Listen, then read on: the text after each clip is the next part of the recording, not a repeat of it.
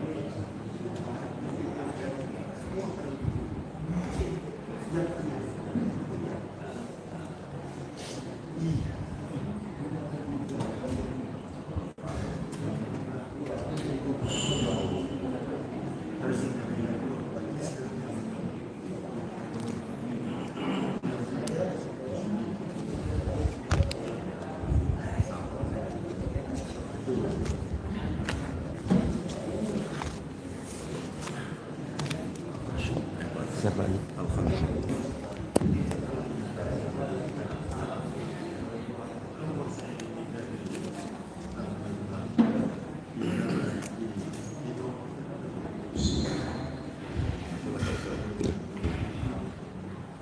Assalamualaikum warahmatullahi wabarakatuh.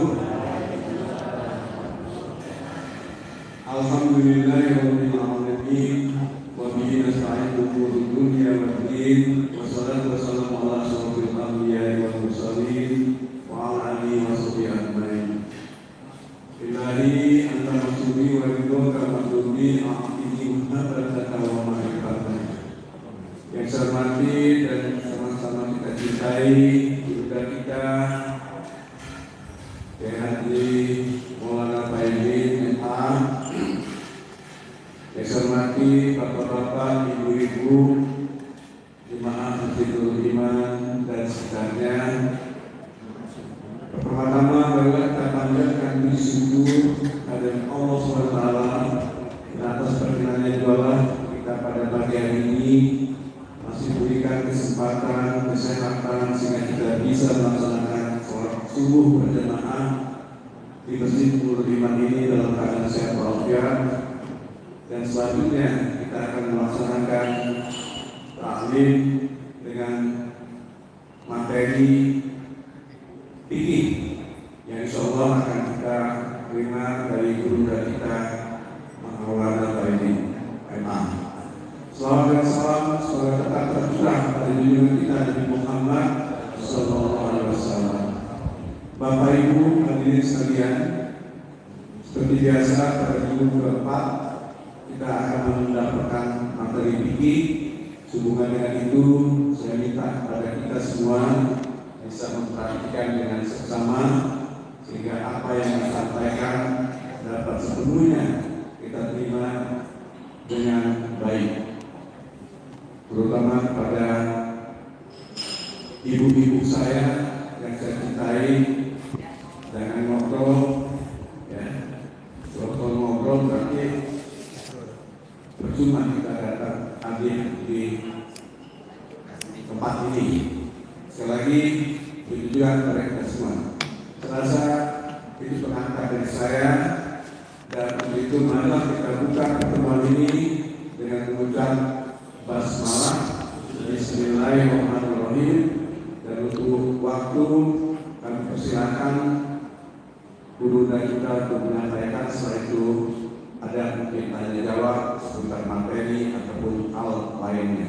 Demikian, wassalamualaikum warahmatullahi wabarakatuh. Waalaikumsalam. Terima kasih. Assalamualaikum warahmatullahi wabarakatuh. Alhamdulillah. Alhamdulillahilladzi ahyana ba'dama amatana wa ilaihin nusur. Alhamdulillahilladzi hadana bi hidayatil imani wal islam Alhamdulillahilladzi hadana bihidayatil Qur'an wahdina ila siratil mustaqim. Asyhadu an la ilaha illallah wahdahu la syarika lah wa asyhadu anna sayyidana la nabiyya ba'dah. Allahumma salli wa sallim ala sayyidina wa habibina sayyidina wa maulana Muhammad sallallahu alaihi wasallam wa ala alihi wa ashabihi wa azwajihi wa dhurriyyatihi wa barik wa sallim asma'in, amma ba'du. Faqad qala Allah subhanahu wa ta'ala fi kitabihil karim, a'udzu billahi minasy syaithanir rajim, bismillahirrahmanirrahim. Ud'u ila sabili rabbika bil hikmati wal mau'izatil hasanati. Wa qala an-nabiy sallallahu alaihi wasallam, laqad batun fi sabilillah awrahatun khairun minad dunya wa ma fiha. Sadaqallahul azim wa sadaqa rasuluhul karim wa nahnu ala dzalika minasyahidin walhamdulillahi rabbil alamin. Hadirin wal hadirat, Bapak Ibu jamaah salat subuh Masjid Nur Iman dan masjid sekitarnya, jamaah Tafakufiddin, forum majelis taklim Kota Bandar Lampung yang dimuliakan oleh Allah Subhanahu wa taala. Senantiasa kita selalu memanjatkan puji syukur kehadirat Allah, alhamdulillahi rabbil alamin. Sampai pagi hari ini Allah Subhanahu wa taala bangunkan kita kembali, bangkitkan kita kembali, dibangkitkan dalam keadaan iman dan Islam. Selalu Allah taala berikan kesehatan dan kesempatan yang pada akhirnya kita bisa bersama-sama hadir kembali di rumahnya Allah, hadir dalam rangka memenuhi panggilan Allah, seruan Allah dengan mendirikan sholat subuh, alhamdulillah dengan berjamaah. Sholat adalah perintah Allah dan berjamaah adalah sunnah Rasulullah sallallahu alaihi wasallam. Salawat teriring salam, salam teriring salawat, mari selalu kita sampaikan kepada Nabi kita, Rasul kita, uswatun hasanah kita, Habibana wa syafi'ana wa zuhrina wa maulana Muhammad sallallahu alaihi wasallam. Dengan selalu menyampaikan salawat dan salam, Allahumma salli ala Sayyidina Muhammad wa ala ali Sayyidina Muhammad, sambil berusaha untuk menghidupkan kembali apa yang telah menjadi sunnah-sunnahnya. Kita mohon kepada Allah semoga kita, keluarga kita, jamaah kita, muslimin muslimat besok di hari kiamat digolongkan orang-orang yang selalu mendapatkan syafaat Rasulullah sallallahu alaihi wasallam. Amin Allahumma amin. Jamaah sekalian yang dimuliakan oleh Allah Subhanahu wa taala, Allah Subhanahu wa taala menghendaki, menginginkan bagaimana hambanya itu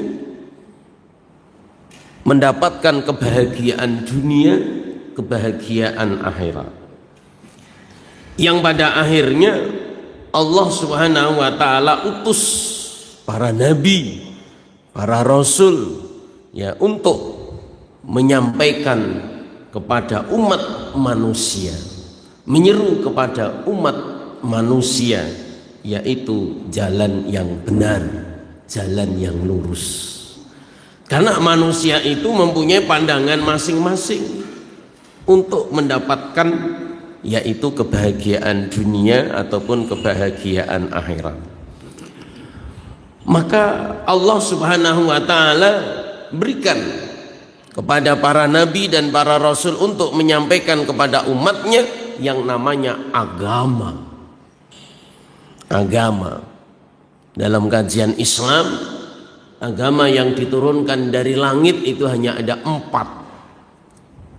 Agama yang diturunkan dari langit itu hanya ada 4, yang namanya agama samawi. Yang pertama adalah tauhid, agama Nabi Adam, agama Nabi Nuh, ya, agama Nabi Ibrahim. Ada pertanyaan, agamanya Nabi Adam itu apa? Agamanya Nabi Ibrahim itu apa? Agama Nabi Nuh itu apa? Jawabannya adalah tauhid, yaitu mengisahkan Allah. Kemudian jamaah sekalian melakukan Subhanahu wa taala agama yang kedua yang diberikan kepada Bani Israel pada zaman Nabi Musa. Allah taala berikan agama kepada Bani Israel pada zaman Nabi Musa, namanya Yahudi. Yahudi artinya adalah mendapat petunjuk. Terus sekalian melakukan oleh Allah Subhanahu wa taala pada zaman Nabi Isa, Allah Ta'ala berikan agama kepada Bani Israel, namanya Nasoro atau Nasrani, yang artinya mendapat pertolongan. Nah, yang terakhir, agama yang Allah Ta'ala berikan kepada Rasulullah Sallallahu Alaihi Wasallam untuk umat akhir zaman. Tidak Bani Israel saja, tapi seluruh manusia, rahmatan lil alamin, seluruh umat manusia, baik Bani Israel, baik Bani Ismail, baik Bani, seluruh umat manusia, yaitu Islam. Islam artinya adalah selamat. Islam artinya adalah memasrahkan diri. Sekalian melakukan oleh Allah Subhanahu wa taala syariat ya pada zaman Yahudi, Nasrani, pada zaman Nabi Musa, zaman Nabi Isa, ini berbeda dengan syariat umat akhir zaman. Karena umat akhir zaman, Islam itu adalah menyempurnakan, yaitu syariat umat-umat terdahulu. Islam menyempurnakan agama-agama terdahulu, yaitu Yahudi dan Nasrani. Sekalian melakukan Subhanahu wa taala, ada beberapa poin. Satu, salat Allah Subhanahu wa taala sudah perintahkan, yaitu umat-umat terdahulu. Di dalam kisah Isra dan Mi'raj, bahwasanya salat yang diperintahkan kepada Bani Israel ini adalah 50 waktu. 50 waktu, sehari semalam 50 waktu. Sekalian Subhanahu wa taala, berarti kira-kira setengah jam sholat itu. Sekalian dilakukan oleh Allah Subhanahu wa taala, disempurnakan, yaitu apa? Rasulullah Sallallahu Alaihi Wasallam di dalam Islam, sholat bukan 50 waktu, tetapi 5 waktu. 5 waktu. Maka dalam riwayat, siapa yang sholat 50 waktu sama dengan 5 waktu.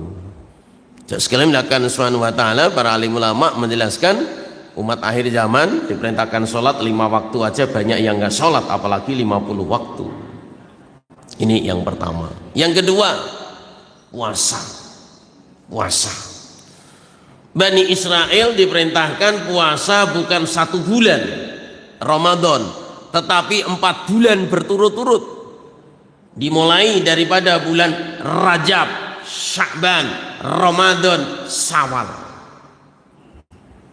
Umat akhir zaman diperintahkan puasa hanya 1 bulan, yaitu bulan Ramadan. Rajab, Sya'ban, Syawal sunnah, Ramadan hari wajib. Allah Ta'ala perintahkan puasa pada umat akhir zaman 1 bulan saja banyak yang enggak puasa, apalagi 4 bulan berturut-turut banyak yang enggak puasa. Nah, sekalian melakukan oleh Allah Subhanahu wa taala. Kemudian tata cara sholatnya, umat akhir zaman sholatnya itu sempurna. Dalam 1 waktu itu ada berdiri, ada ruku, ada sujud, ada duduk. Bani Israel diperintahkan sholat itu hanya berdiri saja, duduk saja, sujud saja. Ya, sekian waktu berdiri, sekian waktu duduk, sekian waktu. Tapi kalau sholatnya umat akhir zaman, dalam 1 waktu itu ada berdiri, ada ruku, ada i'tidal, ada sujud, ada duduk, antara 2 sujud ada sujud yang kedua. Sekalian melakukan Subhanahu wa taala, sholat umat akhir zaman itu sempurna, menyempurnakan, yaitu ibadahnya umat-umat terdahulu. Umat terdahulu itu sholatnya hanya berdiri saja, duduk saja, sujud saja. Begitu juga malaikat. Malaikat ini ibadahnya ada yang berdiri, ada yang rukuk saja, ada yang sujud saja. Sekalian Subhanahu wa taala, begitu juga hewan, ada yang rukuk saja, ada yang duduk saja, ada yang berdiri. Tapi umat akhir zaman sholatnya itu adalah kumpulan, yaitu ibadahnya hewan, ibadahnya yaitu apa? Umat-umat terdahulu dan yaitu apa? Ibadahnya para malaikat. Kemudian yang kedua puasa. Puasa umat akhir zaman ini menyempurnakan yaitu apa? Tata cara syariat puasanya umat-umat terdahulu. Jadi umat terdahulu itu kalau puasa dimulai daripada sahur sampai sahur kembali, nggak boleh makan, nggak boleh minum, nggak boleh tidur, nggak boleh bercampur. Tapi puasanya umat akhir zaman, puasanya dimulai daripada fajar shadiq yaitu subuh sampai terbenamnya matahari. Siang nggak boleh makan, nggak boleh minum, tidur, malah ibadah. Makanya puasa Ramadan banyak yang tidur. Ditanya kenapa tidur? Ibadah. Puasanya Bani Israel nggak boleh makan, nggak boleh minum, nggak boleh tidur, nggak boleh tinggal satu rumah dengan yaitu istrinya. Selama 4 bulan pisah rumah, bukan pisah kamar Pak Haji, pisah rumah.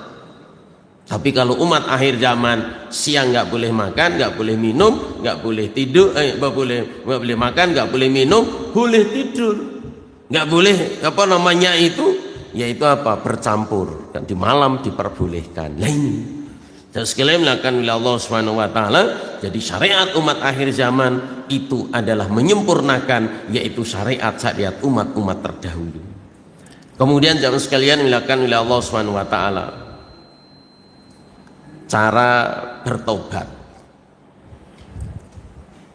Umat akhir zaman ketika salah, ketika melakukan suatu kesalahan, sekalian Subhanahu wa taala ini cukup dengan taubat. Ya ayyuhalladzina amanu tubu ilallahi taubatan nasuha, tubu ilallahi ayyuhal mu'min wahirul khata'in at-tawwabun. Jadi umat akhir zaman ketika melakukan suatu kesalahan, sekalian melakukan Subhanahu wa taala ini cukup dengan taubat. Tapi kalau umat-umat terdahulu ketika melakukan suatu kesalahan langsung diadab. Umatnya Nabi Ibrahim, umatnya Nabi Nuh, umatnya ya Nabi Anu ketika melakukan suatu kesalahan langsung diazab, langsung dibinasakan. Sekali melakukan Subhanahu wa taala. Ini bedanya. Kalau umat terdahulu melakukan suatu kesalahan langsung diazab. Kalau umat akhir zaman melakukan suatu kesalahan, melakukan suatu kehilafan, tidak langsung diazab, tapi ditunggu kapan dia bertobat. Nah, sekalian melakukan oleh Allah Subhanahu wa taala. Cara tobatnya pun juga berbeda. Kalau umat akhir zaman tobatnya satu, menyesali perbuatan. Yang kedua, niat tidak mengulang kembali. Yang ketiga, memperbanyak istighfar. Yang keempat, menutupi perbuatan itu dengan perbuatan yang baik. Jadi kalau umat akhir zaman melakukan suatu kesalahan tidak langsung diazab tapi ditunggu taubatnya. Syarat diterima taubat nasuha satu, menyesali perbuatan, merasa getun, merasa kapok dalam hati. Yang kedua, ayanwiya ala yauda, niat tidak mengulang kembali, bukan nunggu kesempatan. Yang ketiga, memperbanyak istighfar, astaghfirullahaladzim, wastaghfiru rabbakum, memperbanyak istighfar sebanyak-banyaknya. Yang ketiga, menutupi perbuatan itu dengan perbuatan yang baik, karena perbuatan baik akan menghapus daripada perbuatan yang buruk. Dulu tinggalkan sholat, sekarang jangan tinggalkan sholat, sekarang banyak, yaitu apa? Sholat sunnah. Nah ini karena dengan berbuat baik itu akan menghapus daripada perbuatan yang buruk. Sekalian melakukan oleh Allah Subhanahu wa taala ya. Ini cara tobat umat akhir zaman. Di dalam salah satu ayat Al-Qur'an dijelaskan fatubu ila bariikum faqtulu anfusakum. Bani Israel ketika melakukan suatu kesalahan satu langsung diazab.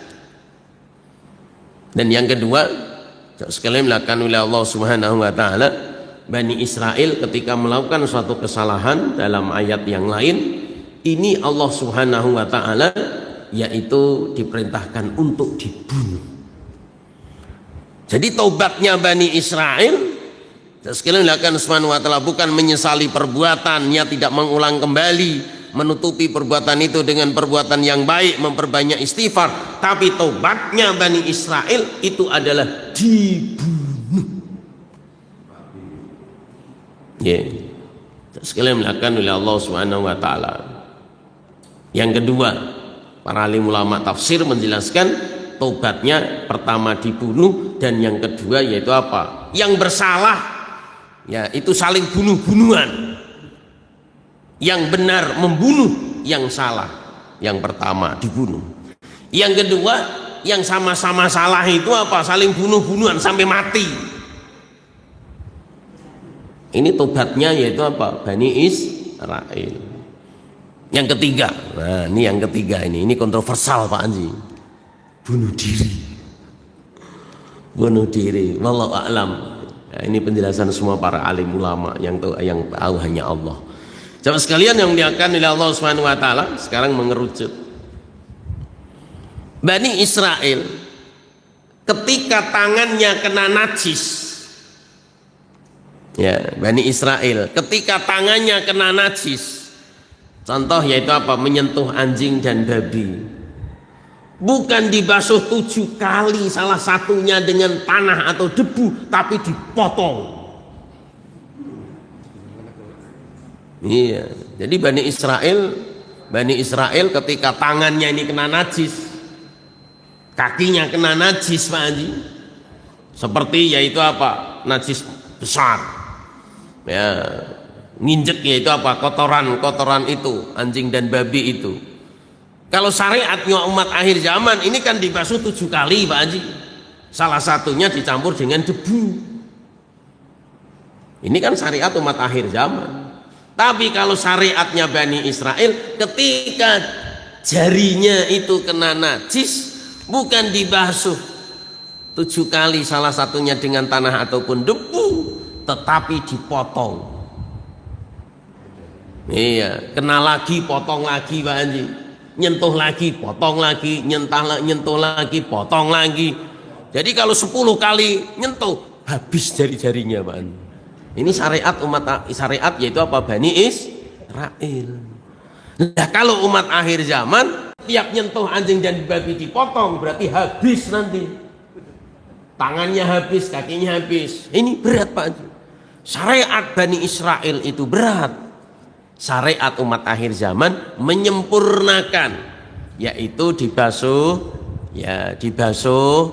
7 kali, sab'a marat wa ihdahuna biturab, dibasuh 7 kali, salah satunya yaitu apa? Dicampur dengan tanah dan debu. Nah, sekalian dimuliakan oleh Allah Subhanahu wa taala, inilah maksud yang akan kami sampaikan pada materi pagi ini. Kami akan menyampaikan yaitu sesuatu yang dianggap najis dalam kajian fikih. Sekalian dimuliakan oleh Allah Subhanahu wa taala, jadi najis dalam kajian fikih atau kajian syar'i, syariat itu adalah kotor. Jadi sesuatu yang kotor itu namanya najis. Tapi tidak semua yang kotor itu najis. Contoh debu ini secara pandangan fikih kan kotor Pak Anu. Tapi kotornya debu tidak mesti najis. Karena apa? Debu bisa malah untuk tayamum. Sekalian dilakukan oleh Allah Subhanahu wa taala. Jadi sekali lagi, najis dalam pandangan fikih itu artinya kotor. Kotor suatu yang dianggap kotor dalam pandangan fikih itu hukumnya najis. Tapi tidak semuanya kotor itu najis. Nah, sekalian Subhanahu wa taala, inilah maksud tujuan yang akan kami sampaikan pada pagi hari ini, yaitu sesuatu hal yang dianggap najis dalam kajian fikih. Yang pertama adalah bangkai. Apa itu bangkai? Hewan yang mati tidak disembelih. Ayam mati, bangkai apa daging Pak Haji? Bangkai. Tapi kalau ayam disembelih, daging. Nah, jadi bangkai itu adalah hewan yang mati. Baik hewan itu halal dimakan ataupun hewan itu tidak halal dimakan, mati, bangkai. Hewan yang halal dimakan, mati, bangkai. Hewan yang disembelih. Hewan yang halal dimakan disembelih. Berarti apa? Daging. Hewan yang tidak halal dimakan, seperti binatang buas Pak Haji, mati, bangkai. Hewan yang tidak halal dimakan disembelih, bangkai. Apa iya ular disembelih jadi daging Pak Haji? Tetap bangkai. Jadi semua hewan yang bisa dimakan ataupun tidak bisa dimakan, mati, bangkai. Yang kedua, hewan yang bisa dimakan disembelih, daging. Hewan yang tidak bisa dimakan, mati atau disembelih, bangkai. Jangan sekalian yang dimuliakan Subhanahu wa taala, jangan mentang-mentang disembelih airnya atau jadi suci. Oh enggak, tetap bangkai. Kecuali manusia.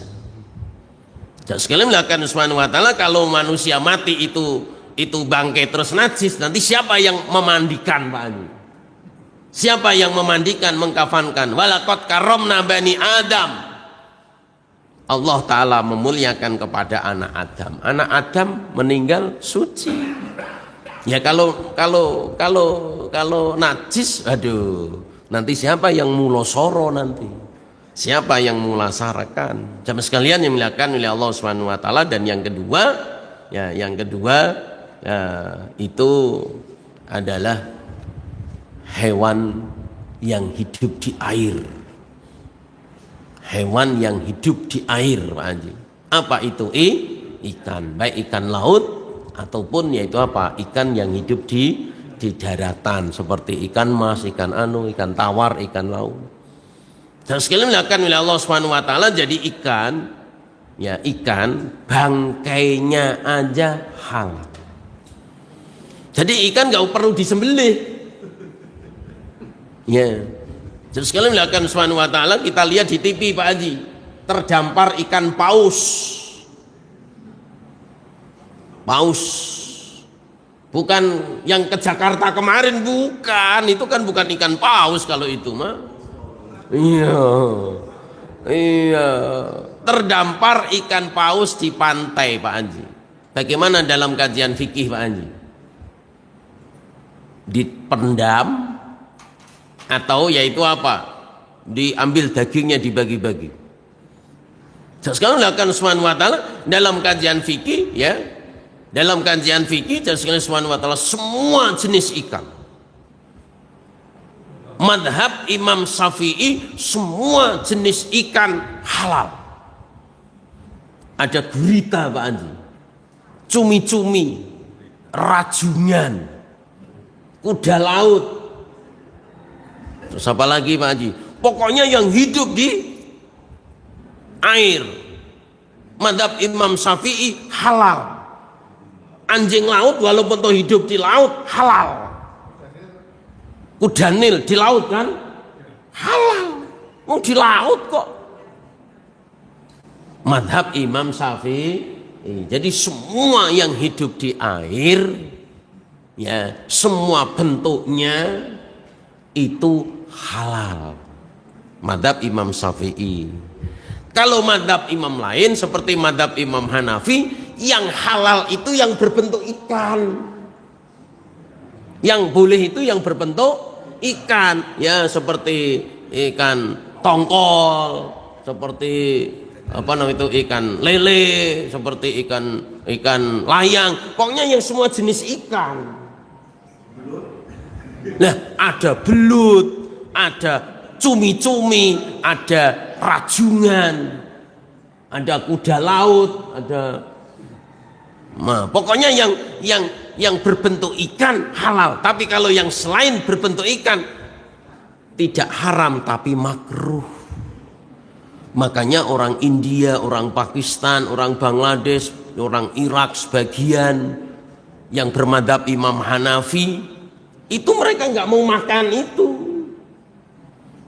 Ya, karena madhabnya sendiri itu tidak memperbolehkan Madhabnya memperbolehkan yaitu apa? Hanya yang jenis ikan. Nah, ini yang pertama. Yang ketiga, hewan yang tidak mengalirkan darah. Apa itu Pak Haji? Belalang. Belalang mati najis nggak Pak Haji? Sekalian melakukan subhanahu wa ta'ala di dalam riwayat as-samaku wal jaradu, semua jenis ikan dan belalang bangkainya aja ya halal, berarti suci. Para alim ulama fikih menjelaskan hewan yang tidak mempunyai apa? Mempunyai yaitu apa? Hewan yang tidak mengalirkan darah seperti belalang. Belalang itu nggak ada darahnya. Inilah tanda kebesaran Allah. Kalau kita ini ada darah mengalir. Tetapi kalau belalang, semut, capung, nyamuk, ya nyamuk kalau gigit ada darahnya Pak Haji. Tapi kalau nggak gigit kan ada darahnya itu. Nah, hewan yang tidak mengalirkan darah sekali melakukan oleh Allah Subhanahu wa ta'ala itu bangkainya itu suci. Tapi suci tidak mesti bisa dimakan. Apa iya nyamuk lalat bisa dimakan? Yang bisa dimakan yaitu apa? Belalang. Nah, sekali melakukan oleh Allah Subhanahu wa ta'ala dalam Al-Quran, wahai orang-orang yang beriman, silahkan makan, silahkan minum, jangan berlebihan. Kenapa? Karena Allah Ta'ala tidak mencintai yang berlebih-lebihan. Silahkan minum, silahkan makan yang halal dan yang thayyib. Nah, para alim ulama menjelaskan, paling ulama tafsir menjelaskan bahwasanya silahkan makan, silahkan minum, satu halal. Halal di sini para kajian dalam kajian fikih secara zatnya, ya zatnya seperti nasi, zatnya itu kan halal. Sekalian melakukan subhanahu wa ta'ala zatnya itu halal. Kangkung, sayuran kangkung, terong, ya bayam, ini zatnya ini kan halal. Yang kedua hukum. Yang kedua hukumnya itu halal. Sekalian subhanahu wa ta'ala ini nasi, ini lauk, ini kangkung, ini sayuran, zatnya halal. Tetapi kalau ngambil kebun tetangga, ini bukan halal, jadi hukumnya jadi haram.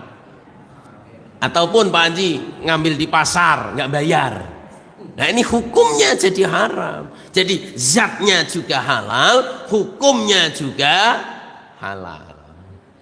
Kemudian yang kedua Pak Haji, thayyibah ini baik. Para alim ulama menjelaskan thayyib di sini adalah bergizi, bermanfaat bagi kesehatan, bergizi bagi yaitu apa? Kesehatan. Dan sekali subhanahu wa ta'ala kangkung nanam sendiri, zatnya halal, hukumnya halal. Tapi tiap hari kangkung terus Pak Haji. Thayyib nggak Pak Haji kira-kira itu? Nggak thayyib. Gimana anaknya ranking 1 Pak Haji? Nah, kemudian Pak Haji, ini kambing memelihara sendiri Pak Haji, nyembelih sendiri, masak sendiri. Ini tiap hari sop kambing Pak Haji. Gimana Pak Haji? Thayyib nggak Pak Haji? Nggak thayyib. Ya. La tusrifu, jangan banyak-banyak. Ini tiap hari. Innallaha yuhibbul musrifin. Allah Ta'ala tidak mencintai yang berlebih-lebihan. Dan sekali melakukan oleh Allah Subhanahu wa ta'ala ikan Pak Haji. Ikan. Beli gudang lelang Pak Haji. Zatnya halal, hukumnya halal. Setelah makan ikan tongkol Pak Haji gatelan. Gatel Pak Haji. Thayyib enggak Pak Haji? Enggak thayyib. Alergi. Sekali melakukan Subhanahu wa ta'ala, ini ada kabar gembira Bapak-bapak. Sering kita sampaikan kepada jamaah yang sudah sekian-sekian. Orang Jepang itu Pak Haji, orang Jepang ya Ini sekarang mencatat sensus penduduk Jepang yang umurnya 80, 90, 100, itu ada 100 ribuan. Orang Jepang itu umurnya panjang-panjang. Kenapa? Karena Allah Subhanahu wa ta'ala, orang Jepang itu makanannya adalah sayuran. Orang Korea makannya juga sayuran. Jadi saya mengajak kepada bapak-bapak, ibu-ibu, yaitu apa? Nanam sayur sendiri. Ya, kemudian masak sendiri. Nah, itu. Sekali Allah Subhanahu wa ta'ala, ya, dengan pupuk yang organik, tidak ada pestisida.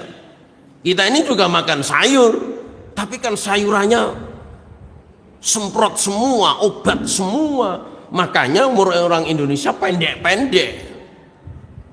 Dan sekalian yang dimuliakan oleh Allah Subhanahu wa ta'ala, jadi sekali lagi, subhana ma khalaqta hadza batila. Allah Ta'ala ciptakan sesuatu itu tidak sia-sia. Bani Israel minta kepada Nabi Musa, Musa, doakan kepada Allah. Ya, doakanlah kepada Allah. Mosok itu mana wa salwa terus saja. Doakan kepada Allah supaya Allah Subhanahu wa ta'ala tumbuhkan dari buka bumi ini, yaitu apa? Sayur mayur, ketimun, bawang putih, bawang merah, dan kacang-kacangan. Ini doa Bani Israel. Rupanya sayur mayur, ketimun, kemudian kacang-kacangan, bawang putih, bawang merah, ini sangat bermanfaat bagi tubuh kita. Jamaah sekalian yang dimuliakan oleh Allah Subhanahu wa ta'ala. Jadi yang pertama, suatu yang dianggap bangkai, ya, suatu yang dianggap najis itu adalah bangkai. Apa itu bangkai? Hewan yang bisa dimakan ataupun tidak bisa dimakan, mati. Ini yang sekali Subhanahu wa ta'ala, yaitu apa? Namanya bangkai. Kecuali ikan laut, belalang, dan manusia. Jadi sekalian melakukan Subhanahu wa ta'ala, sedikit kita singgung bahwasanya halalnya sebuah sembelian itu satu karena menyebut asma Allah. Ketika nyembelih bismillah cukup. Sebagian ulama bismillahirrahmanirrahim, ya monggo silahkan. Tapi sebagian ulama menjelaskan cukup bismillah. Kenapa? Nggak usah pakai rahman rahim. Mosok nyembelih kok kasih sayang. Dan sekalian melakukan Subhanahu wa ta'ala dengan memotong dua selang untuk makanan dan minuman, dan selang untuk nafas. Dua urat ini syaratnya harus putus. Bagaimana kalau nyembelih ini tidak putus? Mati, bangkai. Sekalian Subhanahu wa ta'ala, ini ada masalah. Satu, ayam yang ketabrak mobil. Ayam betul ini ketabrak mobil. Kakinya Pak Haji, kakinya ketabrak mobil, keok. Akhirnya kita ngambil golok, kita sembelih ayam itu, bismillah, Allahu akbar, nges. Ayam itu halal apa bangkai? Halal. Kenapa? Karena disembelih. Sekarang ada ayam ketabrak truk. Kalau tadi kan motor, sekarang truk Pak Haji. Gepeng Pak Haji. Gepeng, udah keluar semua Pak Haji. Tapi mulutnya masih bisa keok. Ambil golok. Kemudian lehernya itu kita sembelih. Bismillah, Allahu akbar. Halal apa bangkai? Berarti pernah makan ini. Ini Bu Haji ini sering masak, berarti itu ayam ketabrak mobil itu. Saya akan tanya, itu ayam yang sudah gepeng, keluar ususnya, brodoli ususnya, tapi kepalanya masih bilang keok. Itu matinya ditabrak mobil truk atau disembelih? Nah, sekarang lagi ada ayam ketabrak motor kakinya, gepeng kakinya, kemudian disembelih. Matinya itu karena disembelih atau ketabrak? Motor. Kalau yang ketabrak kakinya Pak Haji itu halal. Kenapa? Ayam tanpa kaki bisa hidup. Ayam tanpa kaki bisa hidup. Kemudian ya badannya masih sehat, masih bilang keok-keok, kita sembelih, halal. Kenapa? Ayam tanpa kaki bisa hidup. Makanya ayam ini matinya karena disembelih. Nah sekarang pertanyaan yang kedua, ayam ini ketabrak truk tronton Pak Haji. Udah truk, udah tronton. Itu mobilnya Prabowo itu. Ya. Tapi leher ke atas, ini masih bilang keok, keok, keok, keok. Kemudian kita sembelih. Bismillah, Allahu Akbar, nges. Mati. Saya akan tanya, apa iya leher sama kepala bisa hidup Pak Anu? Enggak bisa. Berarti ayam yang ketabrak truk gepeng ususnya brodoli tapi lehernya masih keok, keok, keok, kepilang mulutnya masih keok, keok, kita sembelih, mati. Ini matinya bukan karena disembelih tapi matinya ketabrak truk, berarti bangkai. Coba ibu-ibu, coba Bu Haji, kepala sama leher ayam bisa hidup enggak? Enggak bisa. Kalau ayam tanpa kaki bisa hidup, disembelih halal karena matinya disembelih. Tapi ini ayam hanya leher sama kepala. Ini bukan ayam, hantu. Hantu ayam kok disembelih, bangkai. Jadi dalam kajian fikih bisa hidup enggak? Ada kemungkinan hidup enggak? Ayam hanya leher sama kepala nggak bisa hidup, makanya walaupun toh disembelih bangkai. Yang ketiga, zaman flu burung Pak Haji. Flu burung, ayam ini sudah biru Pak Haji. Ayam ini sudah biru, udah gini, udah tengkleng Pak Haji, nggak bisa ngerain. Pak Haji cepat ngambil golok, ayamnya disembelih. Disembelih itu darahnya sudah nggak ngalir Pak Haji. Bismillah, Allahu Akbar, nggak ngalir darahnya, sudah beku Pak Haji. Tinggal 1 detik aja malaikat itu cabut nyawanya Pak Haji. Pak Haji sembelih, bangke apa halal? Kok tahu? Ini kan faedahnya ngaji Pak Haji. Ini kan manfaat ngaji. Coba kalau nggak ngaji, nggak tahu.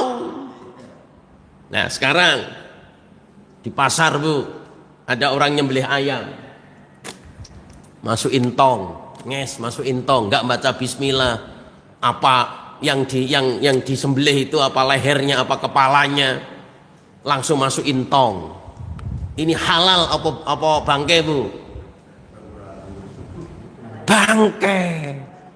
Matinya itu bukan karena disembelih, tapi yaitu apa? Luka dan ketumpuk-tumpuk temennya. Kemudian lihat di TV itu ada ayam masuk dari mobil Pak Haji, masuk ke pabrik, satu-satu langsung dijepit kakinya, gantung. Kemudian jalan Pak Haji. Kemudian ada mesin yang motong lehernya Pak Haji. Trel, halal apa bangkai? Halal. Berarti biasa makan itu baji itu. Bangkai. Mesin nggak bisa baca bismillah. Itu hanya nyembelihnya apa itu? Hanya ngelukain, bukan motong 2 otot itu. Sekalian melakukan subhanahu wa ta'ala. Kemudian di luar negeri. Sekalian melakukan subhanahu wa ta'ala, sapi masuk mesin langsung potong lehernya, bangke apa halal? Bangke. Kemudian jamaah sekalian yang dimuliakan oleh Allah Subhanahu wa taala, itu yang di TV itu, ya orang mana itu, ya nyembelih sapi, nyembelih kambing pakai golok, langsung ya itu apa, dipotong, bangkai apa halal ini? Bangkai. Sekali melakukan oleh Allah Subhanahu wa taala. Dalam riwayat bagaimana doa kita dikabulkan? Makanannya bangkai. Makanannya haram, minumannya haram, yang dipakai haram, yang ditempati haram. Fa aina istajabu du'auna? Bagaimana doanya akan dikabulkan oleh Allah?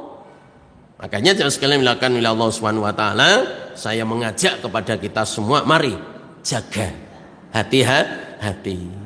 Jangan sekalian Subhanahu wa taala untuk lebih hati-hatinya kalau mau ya makan ayam, beli ayam. Kalau enggak memelihara ayam, ya sembelih sendiri. Kalau enggak bisa nyembelih, bawa ke saya. Tapi syaratnya bawa 2 Bu Haji. Bagi 2. Bukan sikok bagi 2, 2 bagi 1. Iya, yang nyembelih 1, yang ibu bawa pulang 1. Ini ayamnya 1, yang nyembelih cuma dikasih ceker nanti. Nah, dan sekalian melakukan Subhanahu wa taala. Sampai di sini materi yang dapat kami sampaikan, sesuatu yang dianggap najis dalam kajian fikih banyak. Sesuatu yang dianggap najis pada kesempatan yang lain insya Allah kita sampaikan. Waktu membatasi kita, masih ada waktu sambil menunggu waktu Isra. Sebagaimana biasa Pak Haji, pada bagian yang kedua adalah diskusi dialog. Mungkin nanti yang mau ditambah disampaikan, yang masih berkenaan dengan tadi, sesuatu yang dianggap najis ataupun bangkai, ataupun di luar materi yang kami sampaikan yang masih berkisar ibadah, muamalah, muasyarah dan akhlak. Untuk mengawali silahkan dipandu Pak Haji, diawali dari sebelah kanan. Terima kasih Ustaz Pandi. Bapak Ibu sekalian yang saya hormati, materi yang disampaikan adalah istimewa